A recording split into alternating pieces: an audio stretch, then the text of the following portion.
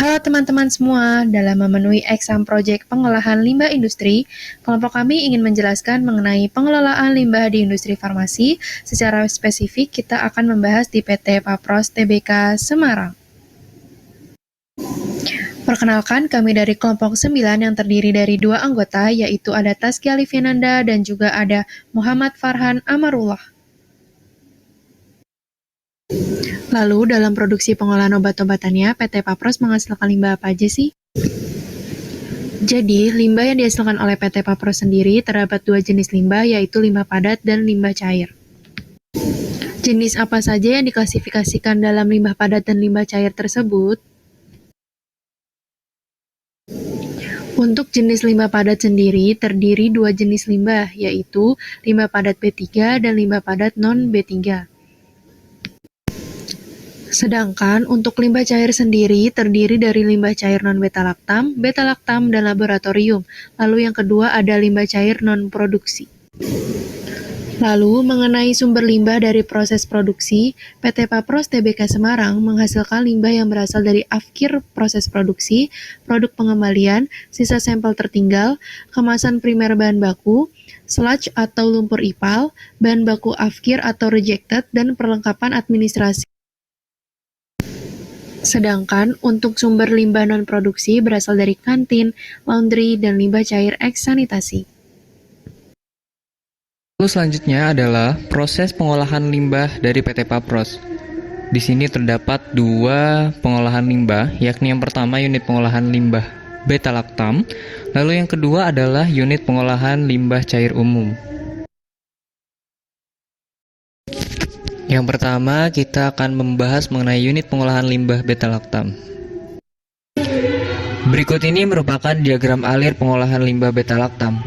Terdapat beberapa tahapan dalam pengolahan limbah beta-laktam ini.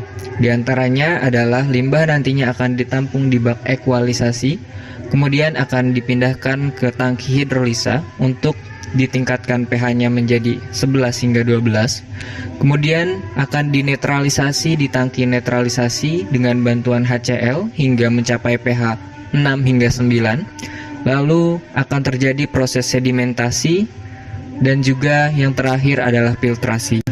Prinsip utama pengolahan limbah beta-laktam adalah pemecahan cincin beta-laktam pada tangki hidrolisa dengan pH 11,5 hingga 12 dan penisilin sebagai parameter antibiotiknya. Hidrolisa ini menggunakan penambahan NaOH. pH tersebut digunakan karena tergolong aman untuk unit pengolahan dan juga lingkungan.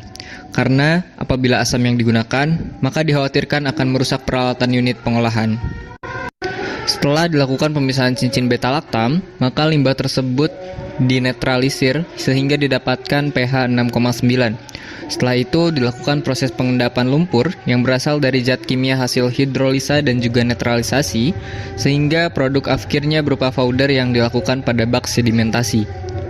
Lalu kemudian, di bak filtrasi disediakan untuk mengadsorpsi zat organik dan cincin beta-laktam yang masih terkandung dalam air limbah, dan untuk menghilangkan kandungan logam berat. Hasil dari unit pengolahan limbah beta-laktam ini kemudian diukur dengan HPLC atau High Performance Liquid Chromatography. Selanjutnya adalah unit pengolahan limbah cair umum. Limbah cair umum ini diperoleh dari semua kegiatan yang ada di PT Papros, yaitu mulai dari air buangan kegiatan produksi, kegiatan non-produksi, laundry, kantin, dan kegiatan di laboratorium pemastian mutu dan pengendalian produk. Sebelum masuk ke bak penampung di unit pengolahan limbah umum, air buangan tersebut ditampung terlebih dahulu di bak penampung sesuai dengan jenis sumber buangan. Tujuannya yaitu agar lumpur dan kekeruhan dapat dikurangi terlebih dahulu dengan diendapkan. Selain itu juga sebagai pengolahan secara biologi yang dapat mengurangi kadar BOD. Kemudian air limbah masuk ke bak sedimentasi primer yang berfungsi sebagai tempat menampung air limbah dari bak pengumpul sebelumnya, yang di sini partikel-partikel dalam air limbah tersebut diendapkan sehingga mengurangi jumlah lumpur pada unit-unit pengolahan selanjutnya.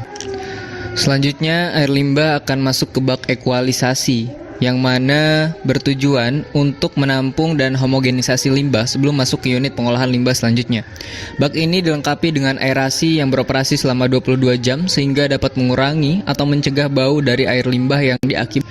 Setelah dari bak ekualisasi, kemudian air limbah masuk ke dalam tangki rapid mix dan slow mix yang merupakan tempat terjadinya proses koagulasi.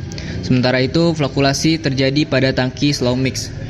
Proses koagulasi dan flokulasi ini bertujuan untuk menghilangkan kekeruhan dan warna pada pengolahan air limbah. Koagulan pada rapid mix adalah serbuk PAC atau polyaluminium chloride sebanyak 2 hingga 4 kg per hari. Pembuatan larutan ini dilakukan dengan cara sebanyak 2 kg serbuk PAC dilarutkan ke dalam drum pengencer berukuran 200 liter.